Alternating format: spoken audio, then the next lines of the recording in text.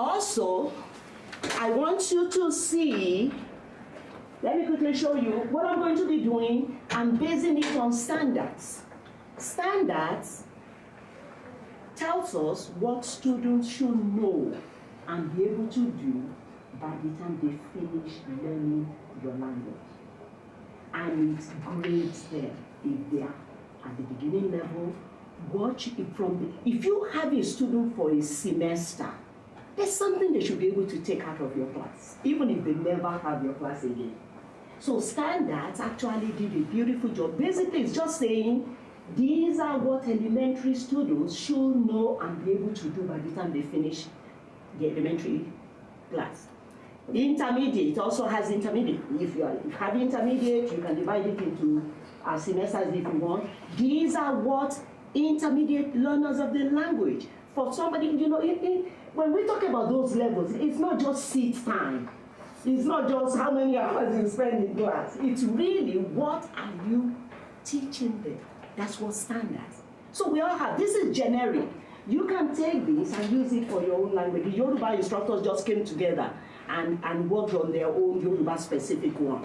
So we have a Yoruba specific one now, you know, that people have done. And some other organizations have come up with their own, you know, specific standards. So what I did was I took just one of the things that standard says novice level students should know and be able to do. Because you will be all novice students now.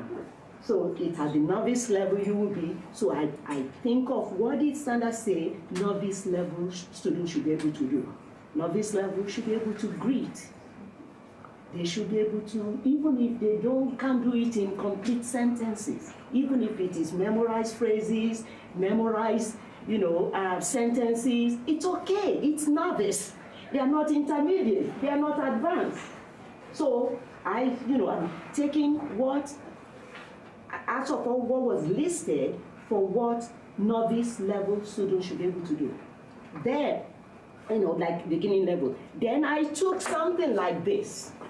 This is from Concordia, you know, College in Minnesota. It's an amazing language study place. If you haven't really, you know, heard about them, check what they're doing. It's an amazing. They have lots of languages.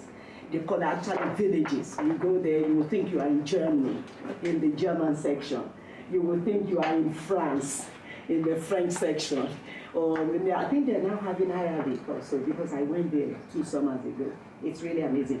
So basically, if you look at the first one, okay, before I go to this, also standard talks about the 5 C's. What are the 5 C's? Communication. Culture. Presentation. Community. Connection. And comparison. Okay, and comparison. Those are the 5. Those are 5 goals. Actually, those are 5 goals of learning languages. Then each goal has standards. Communication has how many standards? These are all what we need to know. Maybe we will need to do another workshop on standards. Communication has 3. Communication is the only one that has 3. There are 11 standards altogether, but communication has 3. The culture 2, comparison 2, connection 2, and community 2. So what are the standards for communication? Because it's so critical. Before you teach, you have to ask yourself, what should my students be able to do and know before they leave this lesson? So, and standards gives you that. But then you have to, you know, so if it is communication that I want to, you can actually do communication. All those 5 C's kind of work together, but at least at the novice level, we try to say we're going to concentrate on communication, but culture is also, it's really basically there. But within communication, interpersonal. So you can decide and say interpersonal, presentational, and interpretive. So you have to decide. That's why these 2 really play a major role in what you do in the classroom. You don't only decide on what level, okay, I'm going to be doing novice level, Then what communicative standard do I want to really pin down? So today I'm going to be concentrating on interpersonal communication. But you can't do interpersonal communication without interpretive. We all listen, right? You have to listen to be able to respond. So interpretive is actually a very key communication standards that we all have to know how to teach. Many times we don't teach it. This is what we used to call listening and reading. Listening, you know, when you are listening to the radio or you're listening to somebody talking, you are interpreting what they are saying. Like I'm talking to you now. Many of you are nodding because you're understanding what I'm saying. Interpretive communication, many of us don't teach it. Actually, I can say I was guilty of it for many years because we just assume that they can learn it. The same thing with reading. Many times we just come to class and just give our students, you know, okay, let's read. And then we give them the dictionary or they have the dictionary, we give them words that are difficult, but we have to teach it. We have to teach students, how do you listen? And then how do I know that you are listening and you understand what I'm saying? So today I'm going to be, you know, putting both interpretive communication and interpersonal. Okay, that's what I'm going to concentrate on. And I got those ideas from standards. And then, if you look at here, this is what students can say at the end of your lesson, self-assessment. The first one says, interpersonal, low level, that is novice. It says, I can exchange greetings. Your students should be able to say that when they are self-assessing themselves. You know, and this goes along with Artful Proficiency Guidelines. Because if you look, actually they came up with this with Artful Proficiency Guidelines. Artful Proficiency Guidelines shows what should students be able to do at the novice level. What should they be able to do at the novice low, novice mid, novice high, or intermediate low, intermediate mid, intermediate high, or advanced low and advanced high, or superior if you get to, you know, if you guys have courses that go to 4th, 5th year. So they stay there. So then your students now should be able to self-assess. Say, oh yes, I can greet in Wolof, I can greet in Czech, I can greet in modern Greek. And then you say, okay, I want you to do it. You know, students will not say, I can do this if they know they cannot do it. Actually, they assess themselves more strictly than we do. So everything I'm going to be doing, you know, I'm basing it on this. So the level is novice. That's the proficiency level that I'm targeting. Novice low is what I'm targeting. And for standards, that's proficiency. Proficiency level is novice. For standards, it's interpretive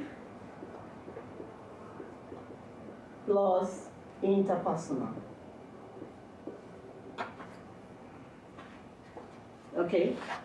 I can also do presentational, which will be writing and presenting orally.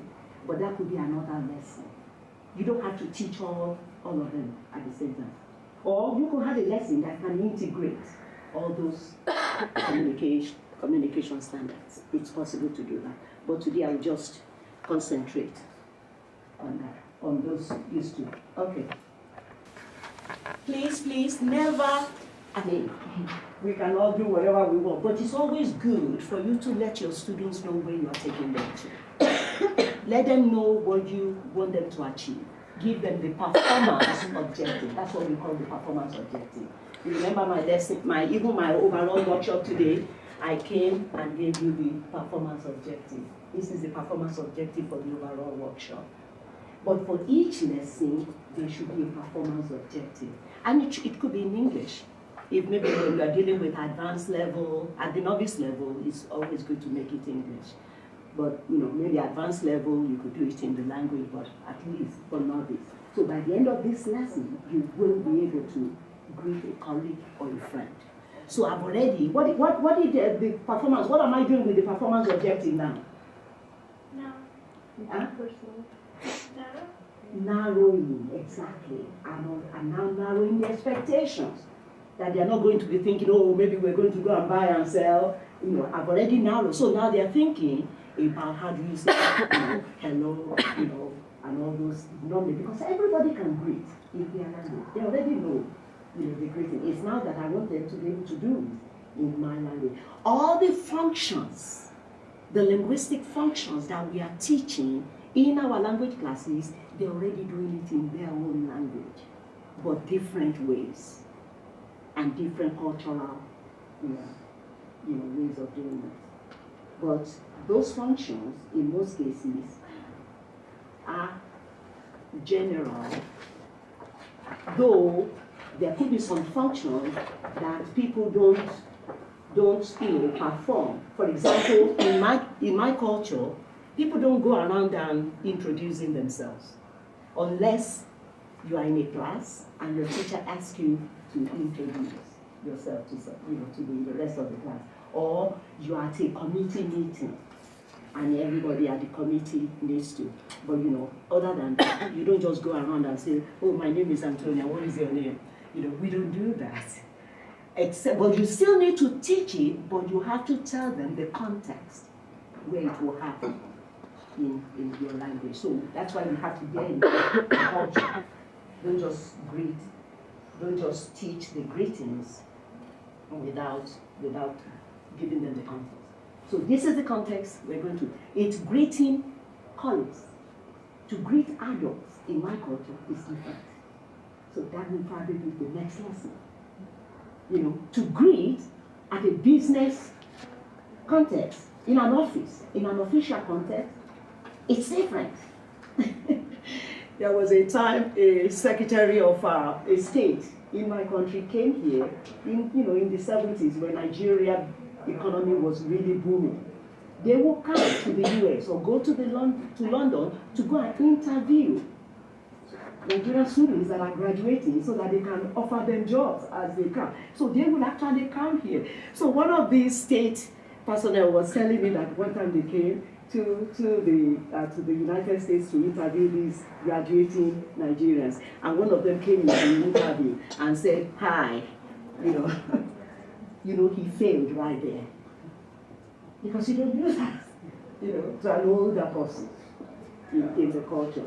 Even though it was still kind of like in an English section, but they're still thinking, you're an African, you should know better. That you don't do that in an official, environment. So this is also something that we also need to bear in mind when we are teaching our classroom. One business lady in Kelly Institute came to me one time and said, Antonia, when I went to Japan, I wish my Japanese teachers had taught me how to greet in an official manner.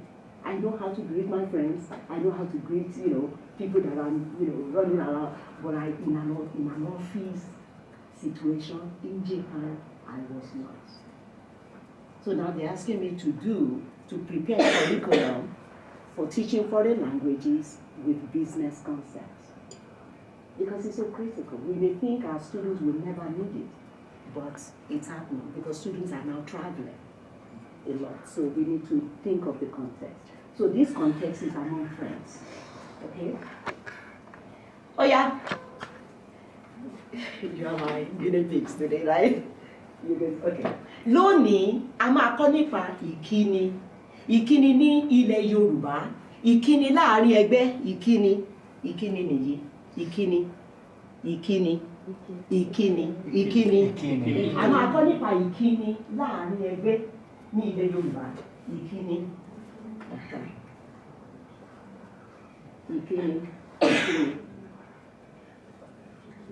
Ìkíni láàrin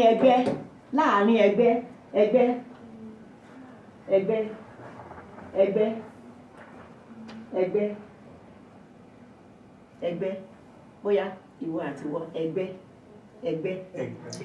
ìkíni láàrin ẹgbẹ́.